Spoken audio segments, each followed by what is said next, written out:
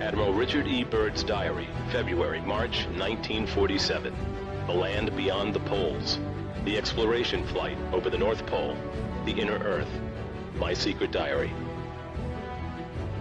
I must write this diary in secrecy and obscurity. It concerns my Arctic flight of the 19th day of February in the year of 1947. There comes a time when the rationality of men must fade into insignificance, and one must accept the inevitability of the truth. I am not at liberty to disclose the following documentation at this writing. Perhaps it shall never see the light of public scrutiny. But I must do my duty and record here for all to read one day. In a world of greed and exploitation of certain of mankind, one can no longer suppress that which is truth. Flight log, Base Camp Arctic.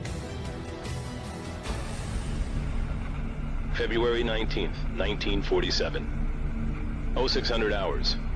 All preparations are complete for our flight northward, and we are airborne with full fuel tanks at 0610 hours. 0910 hours. Vast ice and snow below. 0915 hours. In the distance is what appears to be mountains. 1000 hours. We are crossing over the small mountain range and still proceeding northward as best as can be ascertained. Beyond the mountain range is what appears to be a valley with a small river or stream running through the center portion. There should be no green valley below.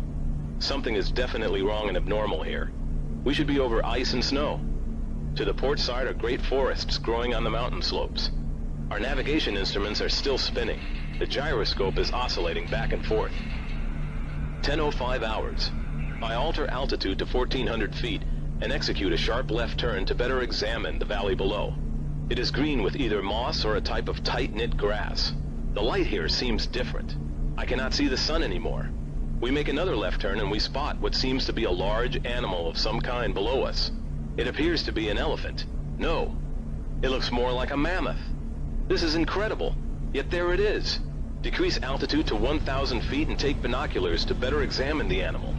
It is confirmed. It is definitely a mammoth-like animal. Report this to base camp. 10:30 hours. The external temperature indicator reads 74 degrees Fahrenheit. Continuing on our heading now. Navigation instruments seem normal now. I am puzzled over their actions. Attempt to contact base camp. Radio is not functioning. 11:30 hours. Countryside below is more level and normal, if I may use that word. Ahead we spot what seems to be a city. This is impossible. Aircraft seems light and oddly buoyant. The controls refuse to respond. My God! Off our port and starboard wings are a strange type of aircraft. They are closing rapidly alongside. They are disc-shaped and have a radiant quality to them. They're close enough now to see the markings on them. It is a type of swastika. This is fantastic. Where are we? What has happened? I tug at the controls again. They will not respond. We are caught in an invisible vice grip of some type. 11:35 hours. Our radio crackles and a voice comes through in English, with what perhaps is a slight Nordic or Germanic accent. The message is, "Welcome, Admiral, to our domain. We shall land you in exactly 7 minutes. Relax, Admiral. You're in good hands." I note the engines of our plane have stopped running. The aircraft is under some strange control and is now turning itself. The controls are useless. 11:40 hours. Another radio message received. We begin the landing process now, and in moments the plane shudders slightly and begins a descent as though caught in some great unseen elevator.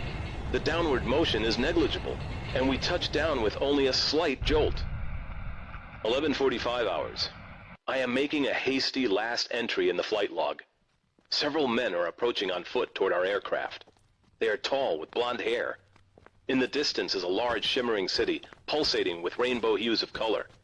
I do not know what's going to happen now, but I see no signs of weapons on those approaching. I hear now a voice ordering me by name to open the cargo door. I comply. End log. From this point, I write all the following events here from memory. It defies the imagination. It would seem all but madness if it had not happened. The radio man and I are taken from the aircraft, and we are received in a most cordial manner. We were then boarded on a small platform-like conveyance with no wheels. It moves us toward the glowing city with great swiftness. As we approach, the city seems to be made of a crystal material. Soon, we arrive at a large building that is a type I have never seen before. It appears to be right out of the design board of Frank Lloyd Wright, or perhaps more correctly, out of a Buck Rogers setting. We are given some type of warm beverage which tasted like nothing I have ever savored before. It is delicious. After about 10 minutes, two of our wondrous appearing hosts come to our quarters and announce that I am to accompany them. I have no choice but to comply. I leave my radio man behind, and we walk a short distance and enter into what seems to be an elevator. We descend downward for some moments, and the machine stops, and the door lifts silently upward. We then proceed down a long hallway that is lit by rose-colored light that seems to be emanating from the very walls themselves. One of the beings motions for us to stop before a great door. Over the door is an inscription that I cannot read. The great door slides noiselessly open, and I am beckoned to enter. One of my hosts speaks. "Have no fear, Admiral. You are to have an audience with the Master." I step inside, and my eyes adjust to the beautiful coloration that seems to be filling the room completely. Then I begin to see my surroundings. What greeted my eyes is the most beautiful sight of my entire existence. It is, in fact, too beautiful and wondrous to describe. It is exquisite and delicate. I do not think there exists a human term that can describe it in any detail with justice. My thoughts are interrupted in a cordial manner by a warm, rich voice of melodious quality. "I bid you welcome to our domain, Admiral." I see a man with delicate features and with the etching of years upon his face. He is seated at a long table. He motions me to sit down in one of the chairs. After I am seated, he places his fingertips together and smiles. He speaks softly again and conveys the following. "We have let you enter here because you are of noble character and well known on the surface world." "Surface world?" I half gasp under my breath. "Yes," the Master replies with a smile. "You are in the domain of the Ariani, the inner world of the Earth. We shall not long delay your mission, and you will be safely escorted back to the surface and for a distance beyond. But now, Admiral, I shall tell you why you have been summoned here. Our interest rightly begins just after your race exploded the first atomic bombs over Hiroshima and Nagasaki, Japan. It was at that alarming time we sent our flying machines, the Flugerods, to your surface world to investigate what your race had done. That is, of course, past history now, my dear Admiral, but I must continue on. You see, we have never interfered before in your race's wars and barbarity, but now we must. For you have learned to tamper with a certain power that is not for man, namely, that of atomic energy. Our emissaries have already delivered messages to the powers of your world, and yet they do not heed. Now you have been chosen to be witness here that our world does exist. You see, our culture and science is many thousands of years beyond your race, Admiral." I interrupted. "But what does this have to do with me, sir?" The Master's eyes seemed to penetrate deeply into my mind, and after studying me for a few moments he replied, "Your race has now reached the point of no return, for there are those among you who would destroy your very world, rather than relinquish their power as they know it." I nodded, and the Master continued, "In 1945 and afterward, we tried to contact your race, but our efforts were met with hostility. Our Flugerods were fired upon, yes, even pursued with malice and animosity by your fighter planes. So, now I say to you, my son, there is a great storm gathering in your world, a black fury that will not spend itself for many years. There will be no answer in your arms. There will be no safety in your science. It may rage on until every flower of your culture is trampled, and all human things are leveled in vast chaos. Your recent war was only a prelude of what is yet to come for your race. We here see it more clearly with each hour. Do you say I'm mistaken?"